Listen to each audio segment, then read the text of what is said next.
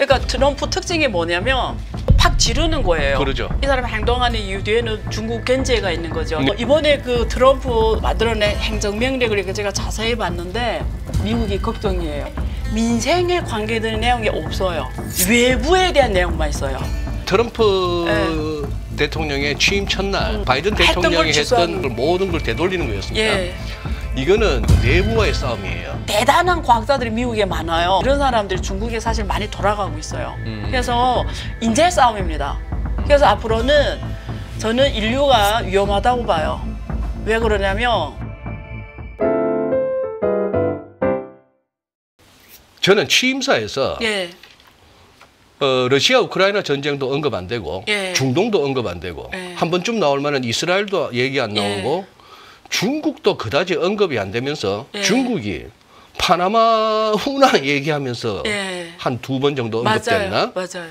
자, 이게 파나마 운하 플러스 그린란드까지도 뭐 한번 미국한테 예. 팔아봐라. 예. 뭐 캐나다 보고는 그냥 아예 51번째 미국에 줄어 들어오지. 트리도 보고는 그러고 주지사 하면 되잖아, 너는. 네. 뭐 이런 식이었습니다. 네. 자, 이제 별의별 이제 그거 뭐 제국주의다, 영토 팽창주의다, 뭐 이런 얘기들도 나오고 하겠는데 이 왜일까요? 이걸 던져서 뭘 지금 노린다고 보세요? 그 뒤에는 중국이 있죠. 뒤에는 중국. 네, 실제는 그러니까 앞에 거는 현상들이고 그 최종 목적지는 그렇게 이 사람이 행동하는 이유 뒤에는 중국 견제가 있는 거죠. 네. 대표적인 게 파나마 운하잖아요. 예. 파나마 운하가 역사를 보면은 간단하게 말하면 원래는 스페인에서 개발 처음 하다가 네. 실패했고 후에 미국이 1904년에 개발 시작해서 1915년에 정식 운영에 들어가는데 한 28,000명이 죽었잖아요. 그래서 그걸 거기 영구 소유권을 가지잖아요.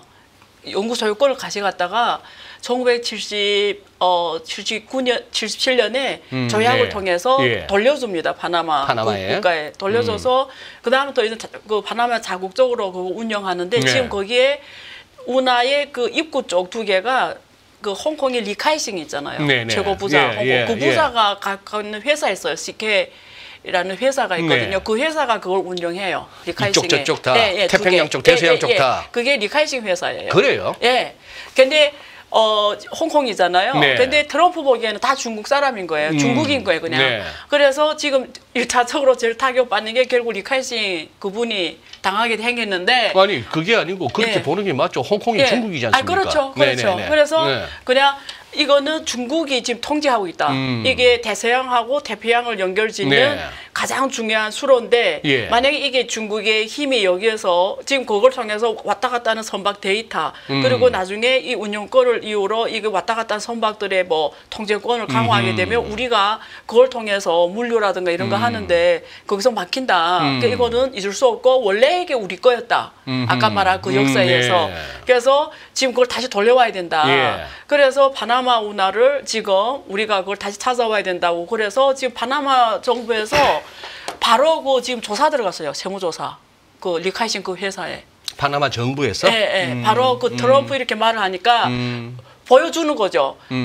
나중에 정말 군대 데리고 오면 안 되니까 막 자기 군대 데리고 가겠다 그러거든요. 그거 찾기 위해서. 그러니까 네. 지금 일단은 그게 형식적으로 가 세무조사하는 건지 진짜 중국 기업을 거기서 철수기로 조사하는지는 모르겠는데 일단은 행동이 지금 조사 들어갔습니다. 그래서 거기서 뭐 어떤 문제, 근데 문제를 찾으려면 마음대로 찾겠죠, 사실은. 그래서 지금 파나마도 눈치를 보고 있는 것 같고, 근데 파나마 공식적인 입장은 나왔어요. 중국은 그냥 여기다 투자를 한다, 인프라 투자하고 하는 거지, 모든 운영이나 관리는 그러니까 이거 절대 중국 정부가 터치하지도 않고 그냥 투자를 한 거다. 그래서 전혀 중국하고 상관없다 이렇게 얘기하는데 그건 트럼프한테는 안 먹히죠. 근데 트럼프가 걱정하는 그거죠. 거기서 중국이 지금 통제를 해버리면 거기 물류가 막혀버리니까. 네. 그래서 그다음 데이터. 그것 때문에 지금 그러는 거고.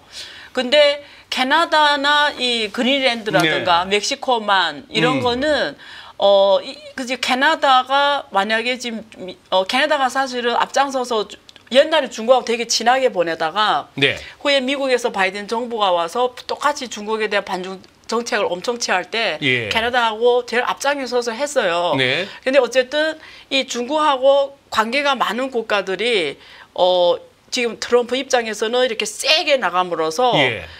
절대 뭐 중국하고 어떤 뭐 관계를 발생한다든가 혹은 뭐 어떤 왜냐면 그게 이제 북극을 통해서 이렇게 오는 그린랜드는 북극을 통해 오는 그 해빙을 까면서 오는 게 되게 빨리 오잖아. 유럽 그렇죠, 오는 게 이렇게 그렇죠. 이쪽을 통해 예, 가는 것보다 예. 훨씬 빠르니까 그쪽 영역이 중국이 세력이 조금이라도 영향이 커지는 걸 엄청 반대하는 거고 멕시코 같은 경우는 중국 투자를 엄청 받았거든요. 예, 멕시코가. 예. 왜냐면 멕시코가 중국하고 미국이 이렇게 패권 경쟁하면서 중국 물건을 미국에 수출할 때 관세를 때려서 못 가게 하잖아요. 네. 그러니까 중국 기업들이 어마어마하게 멕시코를 갔어요. 예. 그래서 멕시코를 통해서 이래 거기서 바로 대륙으로 바로 갈 수 있잖아요. 그러니까 네. 멕시코를 많이 가니까 멕시코 투자를 많이 받으면서 멕시코 경제가 좋아지고 막 이렇단 말이에요. 그러니까 네.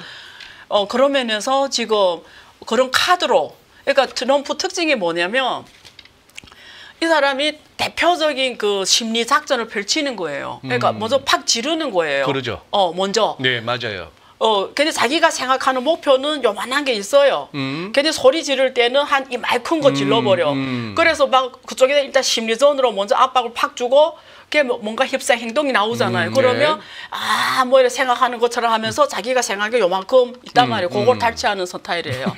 그러니까 일단은 모든 나라에 으름장을 빡빡 놓는 거죠. 네. 예, 그런 전략을 취하고 근데 본질은 다 중국의 영향력에서 중국이 다 이렇게 중국어 들어갔거나 이런 걸 다 철수시키고 못하게 하려고 예. 중국 힘을 빼는 게 최종 목적이죠. 지금 그러면은 예. 여기에 대해서 예. 그거 하면은 저 군대까지 동원할 수도 있다라고 했는데 네. 이것도 배제하지 않는다 했는데 예. 거기에 대한 지금 중국의 반응은 어떻습니까? 파나마 관련한. 그렇죠. 그래서 지금 이슈가 어떻게 되냐면 지금 트럼프가 시진핑을 바로 만나자 지금 이러잖아요. 네. 바로 만나는 아젠다에는 여러 가지가 있는데 하나는 러시아 우크라이나 전쟁이 있고 그리고 북한 이슈도 있고 그다음에 파나마 운하 예. 이슈도 있고 근데 내 보기에는 지금 트럼프 전략이 지금 바로 올라와서 빠바바바 던지는 말들 보면은 팍팍 던져가지고 예. 상대방을 먼저 기절시킨 다음에 기절시키는 반대 급부가 뭐냐면 내가 카드를 많이 갖고 있는 거예요. 일단. 네. 그리고 만났을 때 야 우리는 우리 주고받기 협상이죠. 장사죠. 야 내가 요거 양보할 테니까 너는 요거 해줘야 돼. 안 해주면 난 이렇게 갈 거야. 관세도 100% 뭐 200% 때리겠다가 지금 일단 10%로 시작했잖아요. 네. 근데 만약에 내가 이런 요구했는데 네가 이대로 안 하면 관세를 200% 때릴게. 뭐 이런 식이죠. 근데 파나마 운하하고 중국의 그 대만 문제 있잖아요. 네. 그것도 대만 해협이 되게 중요해요. 그게 예. 일본하고 한국에 오는 선박의 70~80%가 대만 해협을 지나잖아요. 중국 본토하고 대만 사이에 예, 거기 해협으로. 이렇게 정해서 일본 가고 한국 들어온다는 네. 게 거기도 중국 영향권이 이제 완전히 거기서 컨트롤해버리면 한국하고 일본 포함해서 지금 이게 물류적으로 네. 큰 비용이 상승하게 저쪽으로 돌아가줘야 되니까 그래서 결국은 지금 전 세계에서 지도를 놓고 해양권 예. 이게 다 물류 인프라 통로잖아요. 예. 이걸 놓고 지금 싸움을 하는데 옛날에 이게 다 미국 컨트롤 하에 있었죠. 미국이 예. 혼자 다 했죠. 예. 근데 지금 중국이 커지면서 네. 중국이 이 포지션을 지금 한 20년 꾸준히 갖고 가거든요. 예. 아프리카 광산 포함해서 1대1로 육로, 해양로, 파나마 운하도 그다음 그린랜드 저쪽 유라시아 쪽으로 해서 그다음에 저 위로 이렇게 가는 러시아와 관계를 개선하면서 그쪽을 통해 유럽 가는 이런 것들 다 중국이 그리는 그림 안에 있어요. 그래서 중국도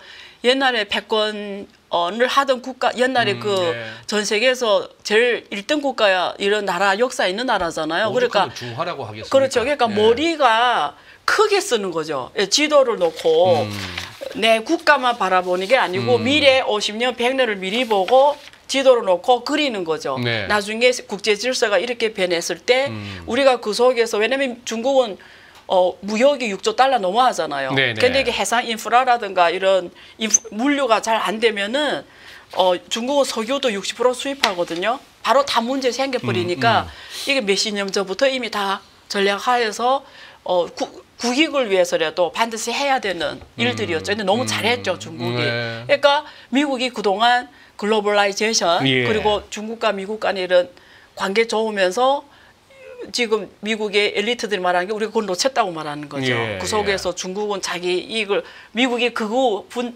루비오 이런 사람 다 그 얘기하는 거죠. 그러니까 우리 그동안 많은 걸 놓쳤다. 그 사이에 중국은 실력이 엄청 커졌고 기술적으로나 군사적으로나 예. 전 세계 국제 질서 영향력이라든가 모든 걸 다 중국이 많이 자기네 원래 가지고 있던 걸 많이 가져갔다라는 뜻이죠. 예.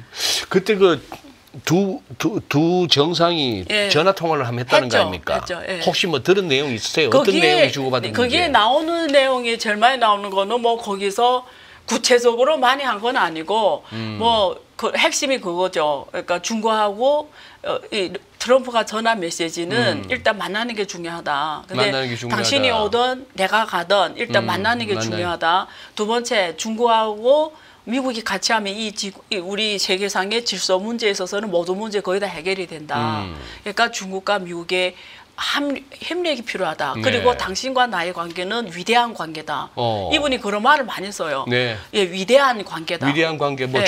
저는 네. 나하고 좋은 친구, 뭐 예, 이런 그리고 얘기 잘 쓰죠. 시진핑은 나의 좋은 친구고, 그리고 두 나라는 위대하고 우리들도 위대한 관계다 이런 말로 해서 핵심은 만나자는 거고, 그 다음에 틱톡에 관해서 그러니까 자기는 틱톡도 하나의 카드로 쓰는 거죠.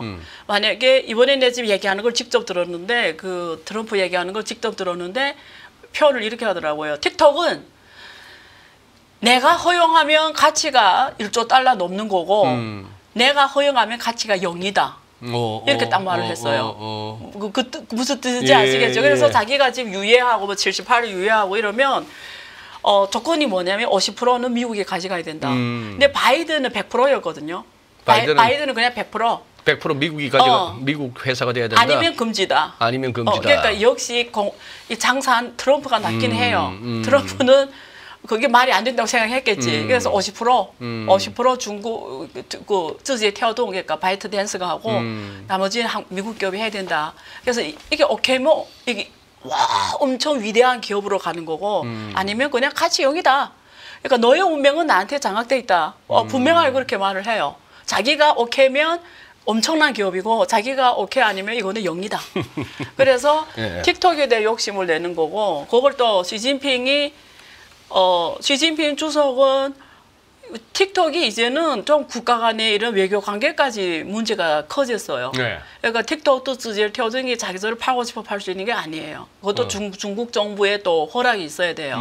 왜 그러냐면 이게 중국 IT 기업이잖아요. 네네. IT 기업이 해외로 나갈 때 예. 데이터 문제라든지 예. 여러 문제가 많아요. 예. 그래서 자기 마음대로 할 수 없는 거고 또 미국에서도 또 틱톡을 미국 정부 요구에 대해서 지금 완대를 못 하잖아요, 네. 기업이. 그러니까 예. 두 나라가 아이러니하게 사회주의 중국과 자본주의 미국이 기업에 대한 자세가 우리는 미국은 자유민주주의에 대해서 기업을 원래 저렇게 이래라 저래라 하면 안 되거든요.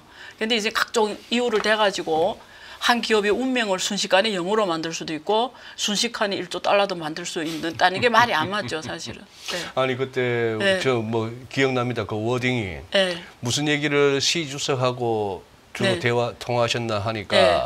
트럼프 대통령 말 뭐 펜타닐, 틱톡 이런 네. 얘기뿐만 아니고 뭐 네. 기타 여러 다양한 주제를 네. 뭐 좋은 대화였다 하는데 네. 저는 솔직히 네. 뭐 펜타닐 그거는 제가 봐서는 해결 안 되고 네. 저놈의 마약 얘기는 맨날 그걸 중국이 했다고 하는데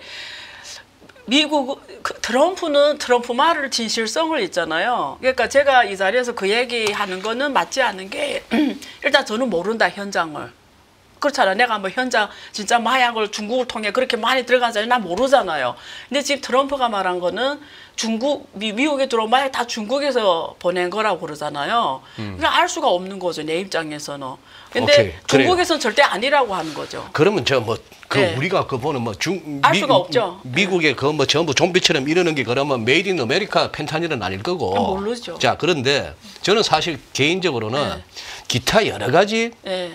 이게 뭔지를 알 수가 없으니까 네. 여기서 사실 네. 진짜 은밀한 대화가 오고 갔을 것 같은데 네. 그건 우리가 알 수가 없는 일이고 이제 차차 드러나겠는데요. 네. 여기서 그러면은 틱톡에서도 아까 파나마 문화에서도 데이터를 말씀하셨고 예. 틱톡도 그렇죠. 데이터고 예. 결국 이 AI 시대 AI 전쟁에서 결국은 데이터의 싸움입니다. 그렇죠.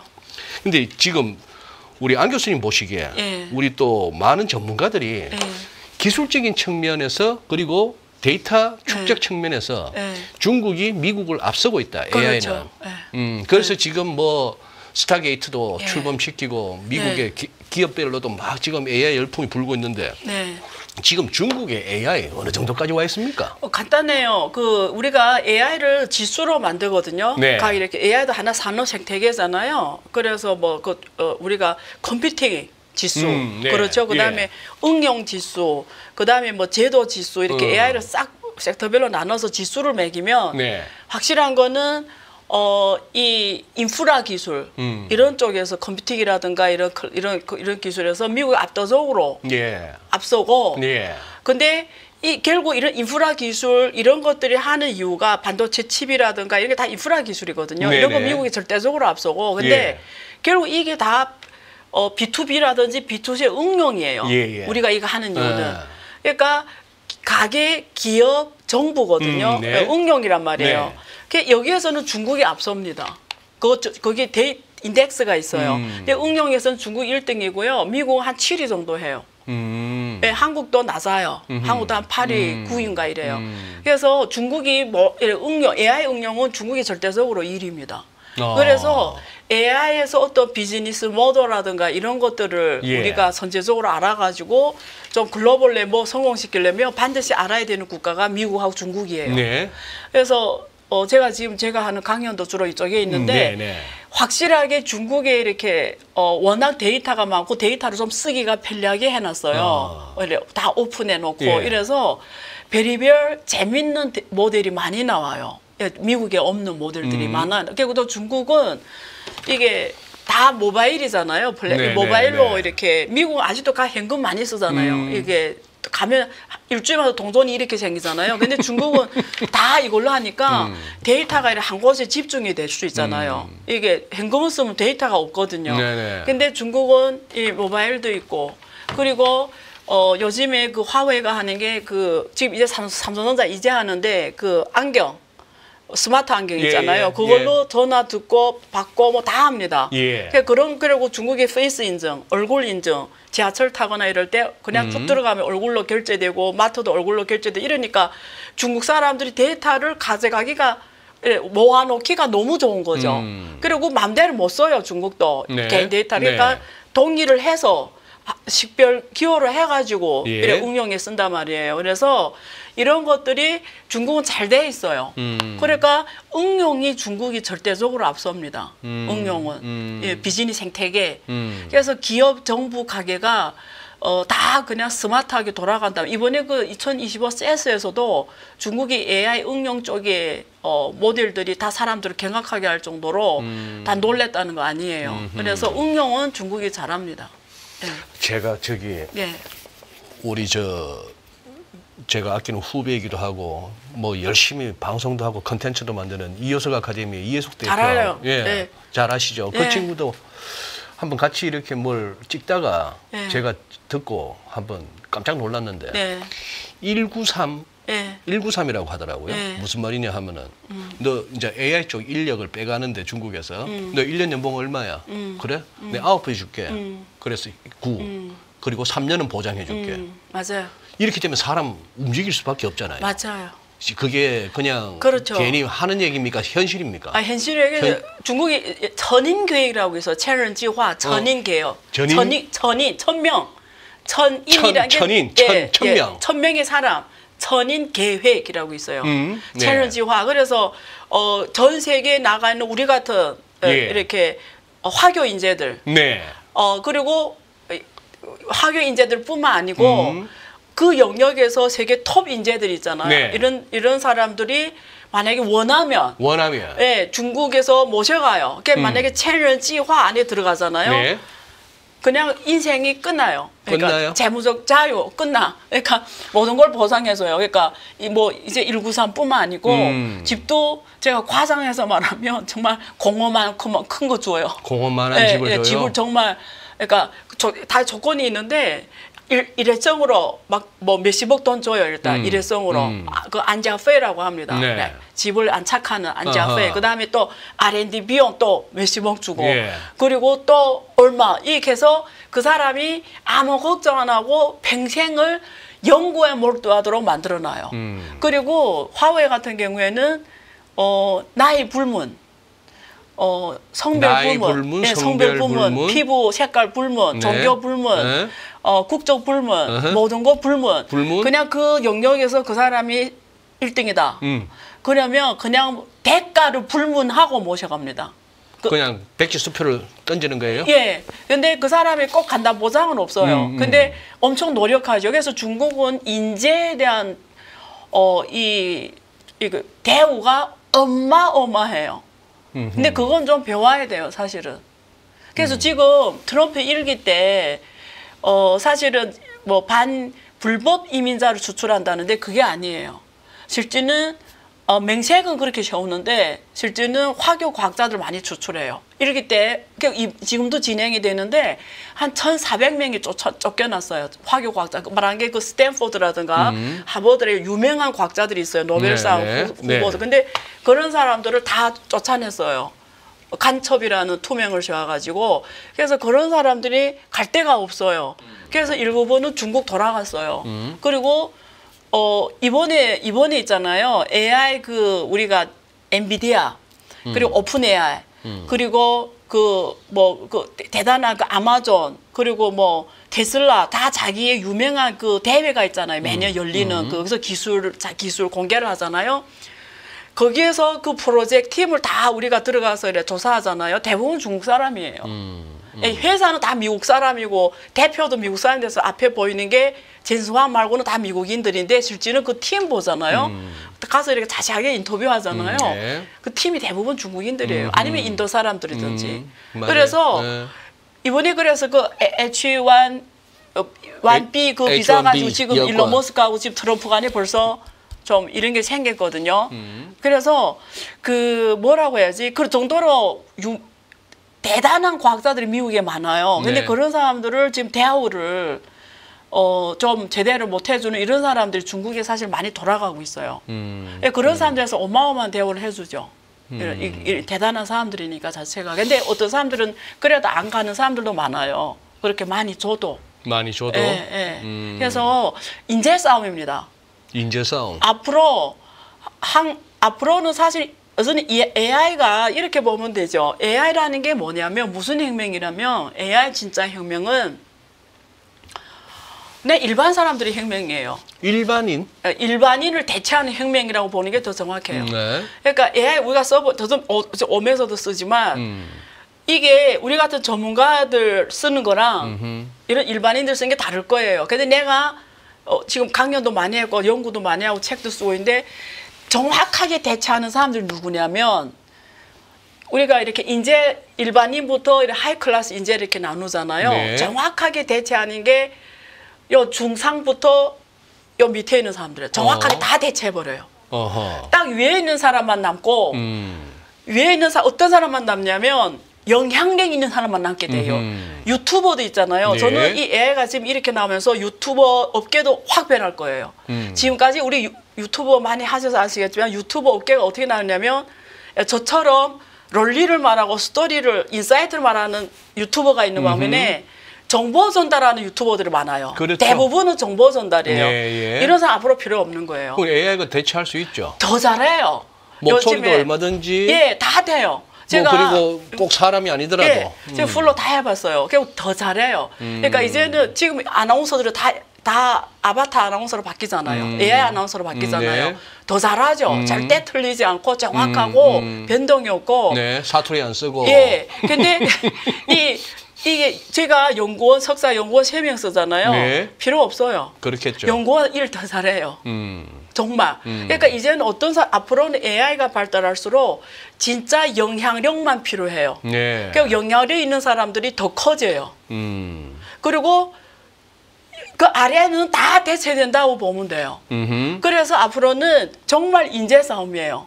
인재라는 게 일반 인재 아니고 이렇게 일론 머스크처럼 무에서 유를 창조하는 이런 인재 싸움이에요. 적어도 1% 이내에.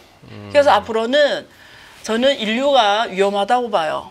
왜 그러냐면 이대로 가면은 결국 상위 1%가 다 가져가고 점점 더 나머지는 아무것도 없게 되는 그 영화 엘리시움에 나오는 그 전경이 펼쳐지고 저 그 영화 보고 굉장히 우울했는데 그게 엘리시움 맞죠? 예, 그게 지금 펼쳐지고 있어요. 지금 그 일론 머스크 하는 게 그거예요. 화성에 상위 1% 보내고 지구는 오염되고 예? 바글바글 이런 사람들만 사는 동네고. 근데 그게 하나 영화지만 상황이 그렇게 간다는 거죠. 근데 그래서 저는 트럼프가 뭐 질문 뒤에서 하시겠지만 제가 계속 지금 트럼프가 AI 엄청난 단지를 만들고 네. 인프라 투자를 네, 어마어마하게 네. 하고 지금 난리 났잖아요. 네. 지금 오픈 AI 뭐그셀 알트바 그다음에 뭐 손정희 뭐 이런 사람도 막 나와서 지금 난리 났잖아요. 오라클의 그 예. 그래서 이런 사람들이 뭐 투자를 어마어마 어찌고 한다는데 이번에 그 트럼프 그 만들어낸 행정명령을 이렇게 제가 자세히 봤는데 저는 미국이 걱정이에요. 제가 뭐 미국 걱정할 위치에 있는 사람은 아니지만 한국에서 많이 쓰는 단어 중에 제가 인상 깊은 민생이라는 단어 있어요. 민생. 예, 민생. 네. 우리 민생 경제를 살펴야 된다. 네네. 민생. 이 한국에서 쓰는 독특한 단어인데 결국 저는 어떤 나라가 좋은 나라냐면 뭐 중국을 사람들이 사회주의라고 욕하잖아. 일당독재라고 욕하고 네. 많은 나라들이 중국을 싫어하는 이유 중에 하나가 네. 민주주의 아니고 일당독재고 뭐 어쨌든 나쁜 뉴스만 많이 나와 있고 그다음에 미국을 좋아하는 이유가 미국이 자유민주주의다. 어쨌든 이런 걸 때문에 좋아하잖아요. 네. 미국 다 좋아하고 대부분. 근데 저도 연구하는 사람에서 가만히 이렇게 앉아서 생각할 때 많아요. 특히 지금 AI 연구하면서 과연 어떤 정답이 뭐냐, 어떤 나라가 좋은 나라냐. 저는 제도 이전에 중요한 거는 그 제도가 어떤 제도가 간에 결국은 어쨌든 우리 삶이 모든 사람의 삶이 네. 어제보다 다 나오면 우리 한국이 5천만 인구잖아요. 5천만 인구의 삶이 그게 민생이잖아요.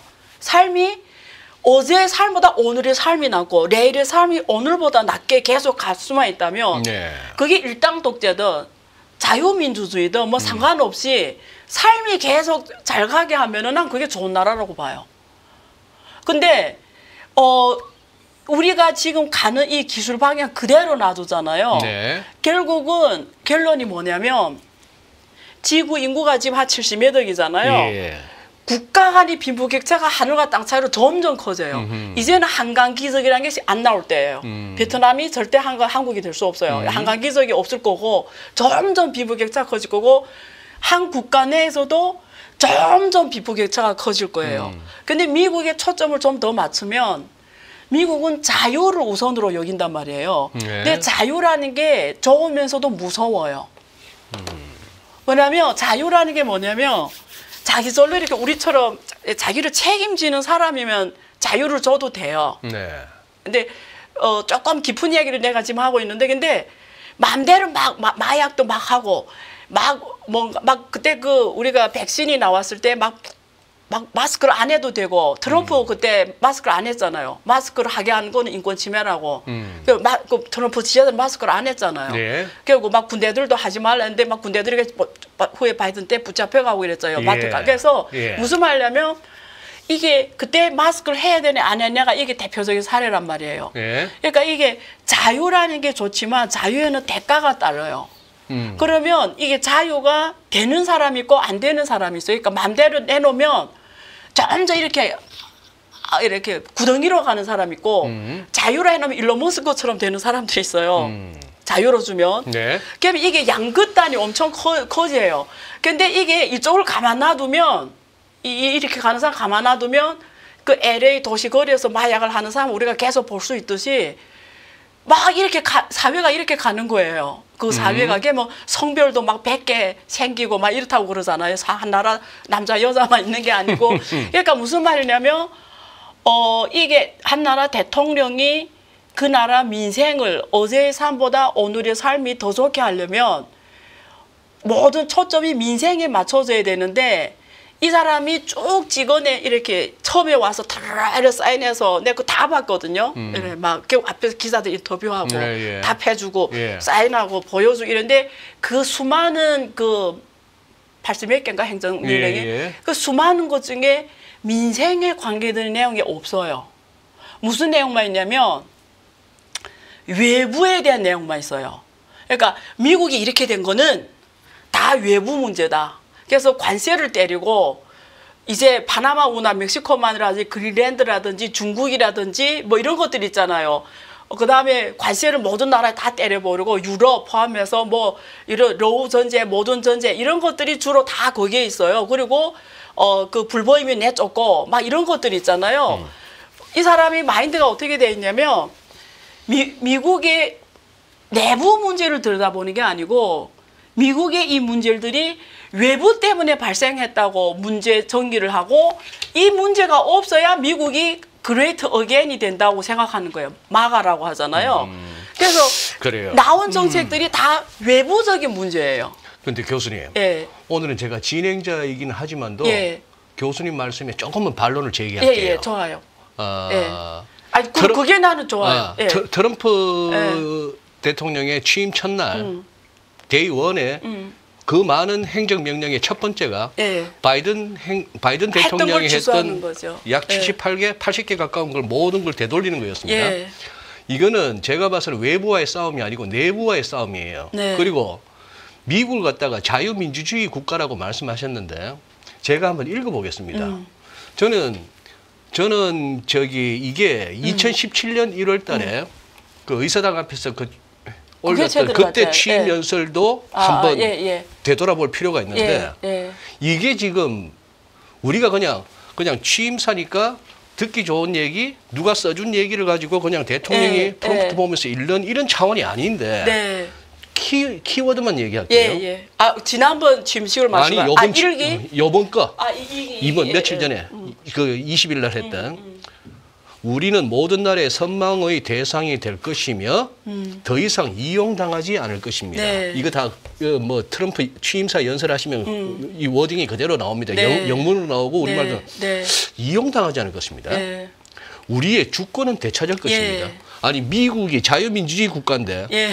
주권을 되찾을 거답니다. 예. 우리의 안전은 회복될 것입니다. 네. 정의의 저울은 다시 균형을 이룰 것입니다. 네. 법무부와 우리 정부의 악의적이고 폭력적이며 불공정한 무기화는 끝날 것입니다. 네. 이런 얘기들이 연설 초반에 나와요. 이거는 지금 외부를 보고 하는 얘기가 아니에요. 미국 내부적인 얘기예요.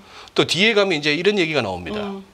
모든 정부 검열을 즉시 중단하고 지금 중국 보고 하는 얘기 아니에요. 미국의 표현의 자유를 되돌리기 위한 행정명령에 서명할 것입니다. 정치적 반대자들을 탄압하기 위해 국가의 막강한 권력을 무기로 사용하지 않을 것입니다. 또 이어서 코로나19 백신 의무 접종에 반대했다는 이유로 부당하게 군에서 제적된 모든 군인을 복직시키고 전액의 급여를 지급할 것입니다. 군인들이 근무 중에 급진적인 정치 이론과 사회 실험에 노출되는 것을 막기 위한 명령에 서명할 것입니다. 자, 이런 얘기는 네. 교수님 말씀하신 네. 모든 것을 외부 탓을 돌린 게 아니고 지금 트럼프는 네. 미국이 자유민주주의 국가라고 한 줄로 쓸 수 있는 나라가 아니라고 보는 거예요. 네. 지금 무슨 뜻인지 완전 캐치했어요. 예. 그러니까 예. 그런 상황에서 예. 지금 이제 우리가 이제 저희 채널도 그렇고 네. 우리 이 프로그램도 그렇고 예. 우리는 그 와중에 이제 정치적인 부분보다도 네. 경제적인 어떤 그 네. 함의점을 찾으려고 이제 하는 건데 네. 그래서 조금 이제 교수님 말씀에 이제 한번 반론을 예. 제기했고 예. 이 부분 궁금해요. 예. 밈코인까지 발행했고 예. 선거 전 할 때는 예. 비트코인을 갖다가 갑자기 예. 입장 변경이 나와서 코인을 갖다가 우호적인 그런 식으로 왔고 코인 관련한 백악관 직속 직책도 만들고 뭐 네. 이런 식이 됐는데 요 중앙은행 디지털 통화 CBDC 네. 여기는 왜 까칠하죠? 그것도 사실 같은 선상의 문제인데 네. 저는 사실 이제 같이 그렇게 안 생각하는 게 우리들이 말하는 초점이 달라요. 제가 말하는 거는 내부를 안 봤다라는 거는 그 사람이 블루칼라의 지지를 받고 대통령이 된 사람인 거예요. 네네. 제가 말하는 민생이라는 거는 진짜 민생 이런 블루칼라들이 미래의 삶을 보장하는 정책을 해야 된다라는 거예요. 근데 이 사람이 하는 정책이 이런 블루칼라들이 미래의 생활을 민생을 보장하는 정책이 없다라는 얘기를 한 거고 제가 얘기한 거는 근데 지금 소장님이 얘기한 내용은 뭐냐면 제가 완전히 캐치했거든요. 바이든은 가치를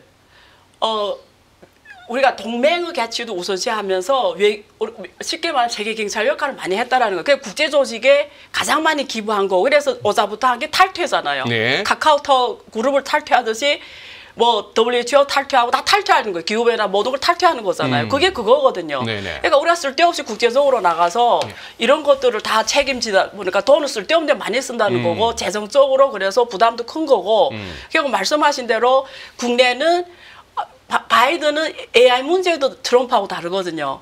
바이든은 AI를 어떻게 발전시키려고 하냐면 이게 AI가 인류에게 어떤 영향을 미치는지 모르니까 이걸 하면서 정부한테 보고하면서 우리가 영향도 보면서 이렇게 가자는 거고 근데 트럼프는 그게 아니고 이런 게 다 사실은 자유를 침해하는 거고 다 마음대로 하게 하면서 하겠다라는 거고 그러니까 바이든은 미국이 이렇게 가면 아메리칸이 위대해지는 거고 트럼프는 말씀하신 대로 사실은 안에서 많은 것들이 너무 이렇게 언론도 자유스럽고 그때 막 그 트위터나 어디서 쫓겨났잖아요. 그처럼 언론도 다 민주당이 많이 장악해서 자유롭지 않고 뭐 이런 이제 말씀한 이제 그런 거예요. 그 사람 그렇게 미국 문제를 인지한다는 거예요.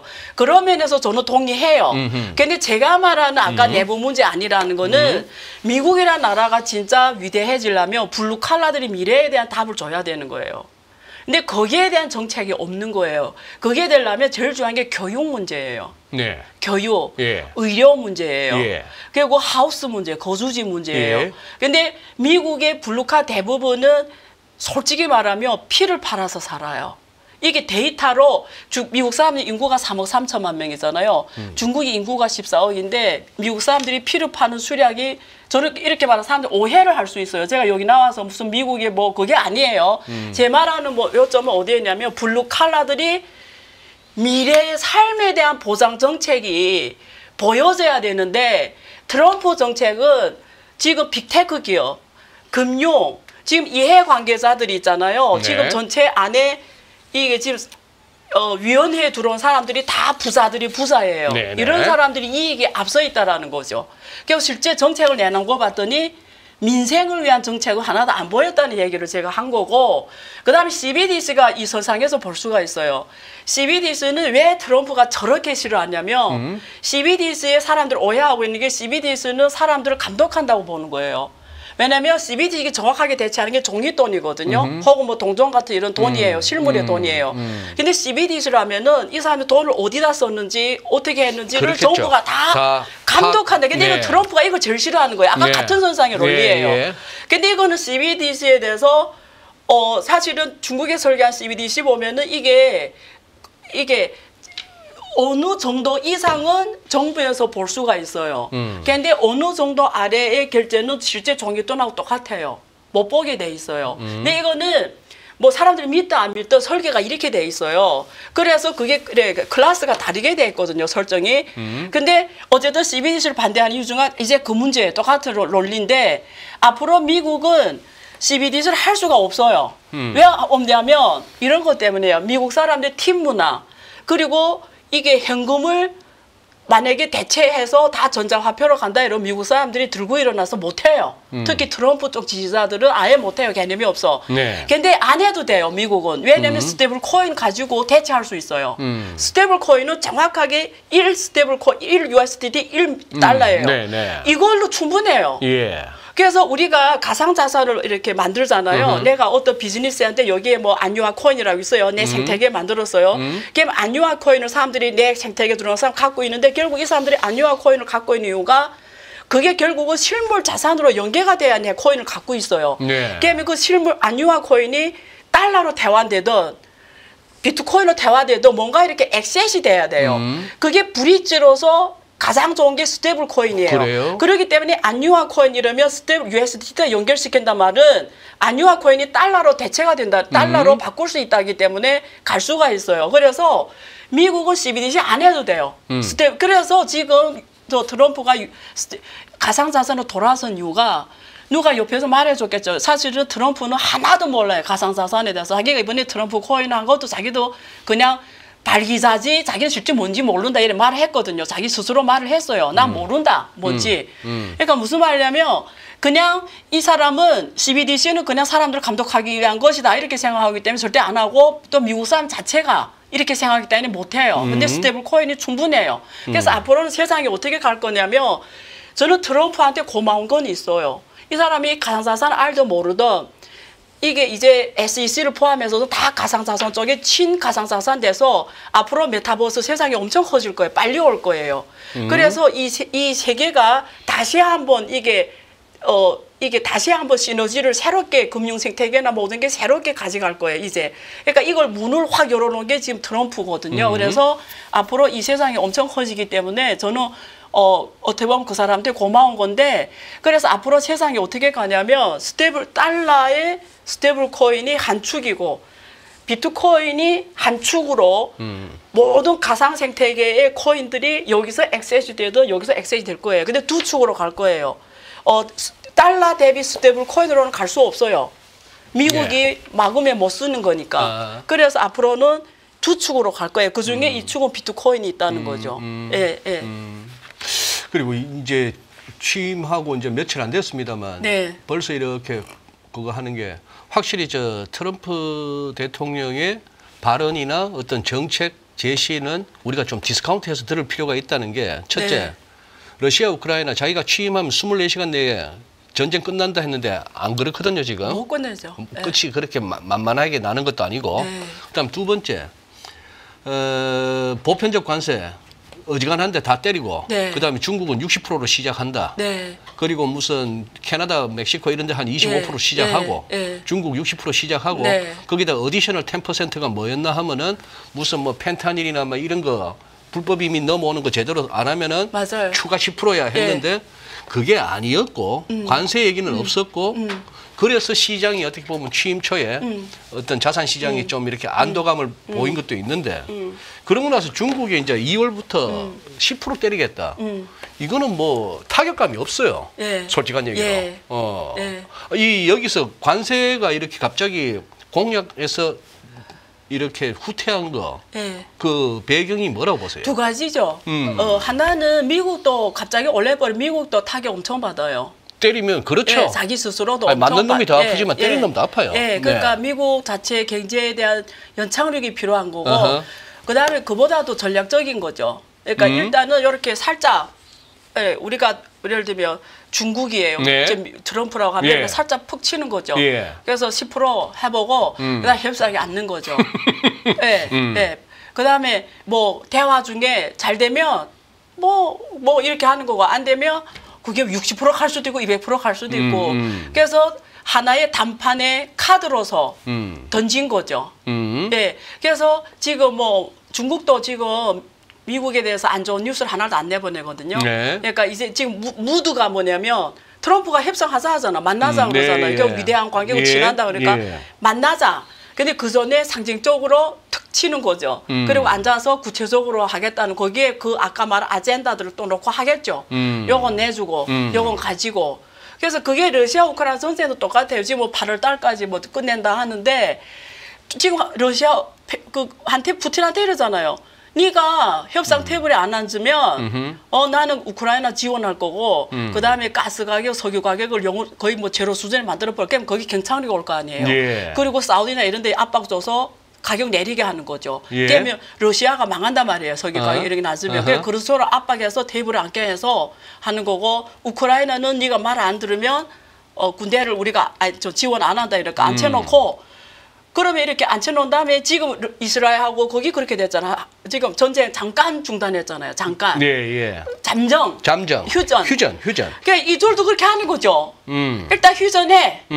모든 거 테이블 위에서 얘기하다 보자. 지금 이런 식으로 먼저 해보겠다는 거고 안이 한 3개 정도 있더라고요. 한 3개 정도. 근데 어쨌든 그런 식으로 어떤 이 사람이 그 장점인 게 아니라 이 사람 전략이 항상 그거예요.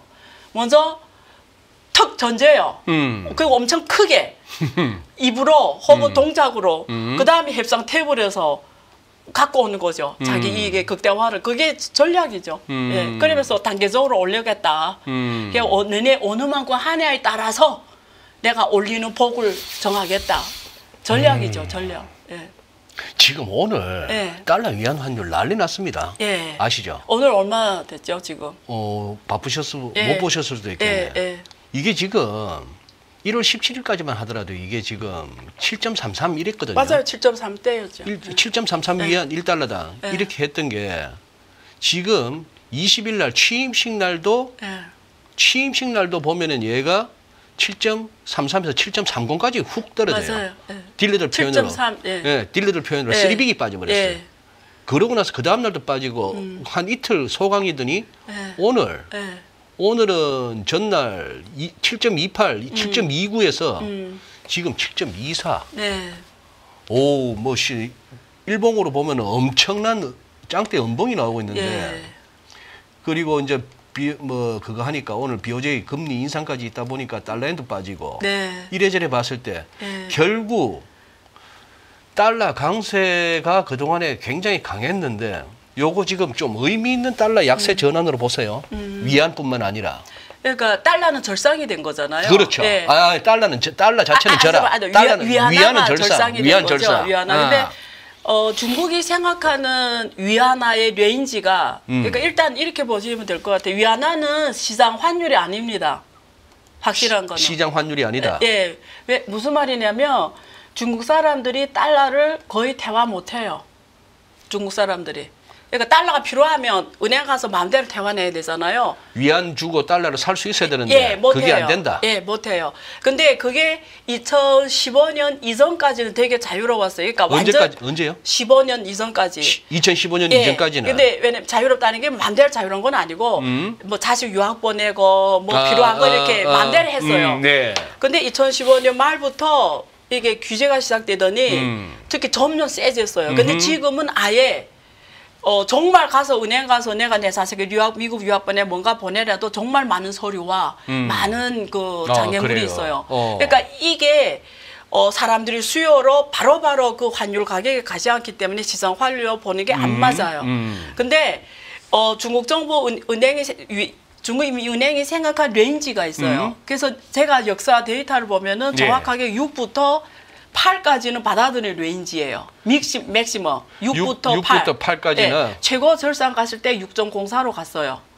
위안화가 최고 절상 6.04 맞습니다. 예, 2014년에. 예, 맞아요. 그리고 오랫동안 8을 찍은 적은 없어요. 내가 한국에 유학 올 때 그때 8이었는데 오랫동안 8이 없는데 지금 만약에 관세를 60% 뭐 100% 때리잖아요. 그러면 8 갈 수도 있어요. 8은 2006년 이후로 없습니다. 예, 없어요. 2006년 거의 그게 내 그때 와서 박사 공부할 때거든요. 그거 거의 없어요. 그래서 대부분 7.22, 21, 25부터 제일 낮은 게 약간 6.04, 그 사이가 제일 많았어요. 그래서 여기에 인민은행이 자기네 보기에 자기가 컨트롤할 수 있다는 환율로 보는 거예요. 예. 아니면 아예 간섭을 해버려요. 그래서 지금 이번에 생각보다 안 때렸다고 생각하잖아요. 10%고 뭐 어찌고 막 또 뭐 어쩌고 저쩌고 하니까 그런 게 사실은 심리적으로 반영이 되는 거죠. 그래요. 예, 그리고 미국이 지금 뭐 금리 인하 뭐 지금 뭐 이제 봐야 되겠지. 금리 인하. 근데 금리 인하가 올해 생각보다 그렇게 우리는 사실은 뭐 두 번이나 혹은 없을 수도 있다만 이 정도로니까 거기에 따라 또 환율이 좀 달라지겠죠. 작년에는 또 어떻게 뭐 귀신같이 또 5%를 맞췄는데 성장을 숫자는 금년에는 얼마 제시합니까? 작년에 그 4분기에 와서 갑자기 수출이 엄청 좋아져가지고 근데 올해 지금 양회가 3월 초에 열리겠는데 많은 중국 경제학자들은 한 4.5% 정도로 제시할 거로 지금 예상을 하고 있고요. 예. 근데 올해는 변동이 좀 큰 게 지금 트럼프가 왔기 때문에 모든 게 불확실성이 확실히 더 커진 건 있잖아요. 네네. 불확실성. 예. 뭐 어떤 상황이 수시로 지금 파나마 운하를 포함해서 대만을 포함해서 군대를 파견하고 이러면 각자가 냉정하겠지만 또 어느 순간 전쟁으로 될 수도 있고 그런 요인들이 있기 때문에 결국 러시아하고 우크라이나 전쟁도 미국이 너무 저렇게 일방적으로 밀면 싫다는데 그냥 푸틴이 중국이 계속 중국 만나려고 하는 거예요. 중국이 있는 한 푸틴은 공간이 좀 있는 거고 근데 푸틴도 알아요. 미국과의 관계를 개선해야 자기가 중국과의 담화에서 조금 더 힘을 가져가는 걸 알아요. 그러니까 지금 이게 옛날에 진나라, 그 위나라, 위초고 위초고처럼 삼국지 시절. 예, 예. 여기 미국이 힘이 제일 센 놈이고 그다음에 중국, 러시아 이렇게 만약에 러시아하고 미국이 친하면 중국이 좀 이렇게 좁아지는 거고 중국하고 러시아 친하면 미국이 좀 카드가 그러니까 지금 트럼프 그거 알거든요. 네. 그러니까 전략이 뭐냐면 푸틴은 땡기고 자기 쪽으로 그러면서 그걸 협상 카드로 중국 가서 협박하는 거죠. 야 전쟁이나 이런 데서 너네 러시아를 지원하거나 물건 사주거나 이런 거 하지 마. 빨리 전쟁 끝내야 되니까. 근데 중국 입장에서는 전쟁이 빨리 끝나는 게 별로 좋은 건 아니에요. 중국의 입장에서. 네. 왜냐면 저기 푸틴이 묶여 있어야 러시아의 뭐 가스라든가 석유라든가 이런 것들이 중국이 좀 더 좋은 가격으로 할 수가 있잖아요. 그러니까 이게 지금 세 힘이 다 자기 이 우선으로 그 삼국지처럼 이렇게 머리 쓰고 저렇게 머리 쓰는 단계인 거죠. 서로 전략, 내 패, 카드 놓고. 예. 근데 세 나라가 다 치명적인 문제가 있는 거죠. 예. 참 세상사 쉬운 것도 없고 네. 이걸 갖다가 무슨 뭐 누가 슈퍼맨처럼 네. 뭐 한 큐에 해결할 수 있는 것도 아니고 네. 앞으로도 참 아닌 게 아니라 다이나믹 하겠습니다. 국제 정세든 시장이든. 근데 재밌습니다. 저는 이게 재밌어요? 재밌다는 표현 맞는지는 모르겠는데 재밌다는 표현이 뭐 사람들이 좀 불쾌하게 들을 수도 있는데 연구하는 사람으로서는 많은 무에서 유를 만들 수 있는 세상이 왔다. 저는 그렇게 봅니다. 네. 그래요. 아마 교수님 우리 안유아 교수님 입장에서는 네. 많은 또 연구 네. 주제가 생기는 시기가 됐고 맞아요. 또 방송가는 방송가대로 네. 뒷북식 뭐 사후 약방문식이라도 이게 무슨 의미일까요? 왜 이럴까요? 이것만 하기도 급급한 그런 시제가 왔습니다. 네, 네. 늘 뻔한 소리만 하던 재미없는 시절은 지나가고 이제 좀 다들 바빠지겠네요. 이제 진짜와 가짜가 구분이 되는 세상입니다. 그래요. AI가 왔습니다. AI가 왔습니다. 네, 네, 예, 네, 무슨 사진이든 영상이든 뉴스든 네. 이거 진짜야부터 확인해야 되는 세상이 네. 와버렸네요. 네. 예, 그래요. 오늘도 또 귀한 시간 내주셔서 고맙습니다. 네, 감사합니다. 네. 안녕하세요. 이승입니다. 더 많은 영상을 보고 싶으신 분들은 화면 오른쪽에 있는 구독 버튼을 눌러주시기 바랍니다. 그리고 영상을 보시면서 좋아요는 필수인 거 아시죠? 항상 인포맥스 라이브를 사랑해주셔서 감사합니다.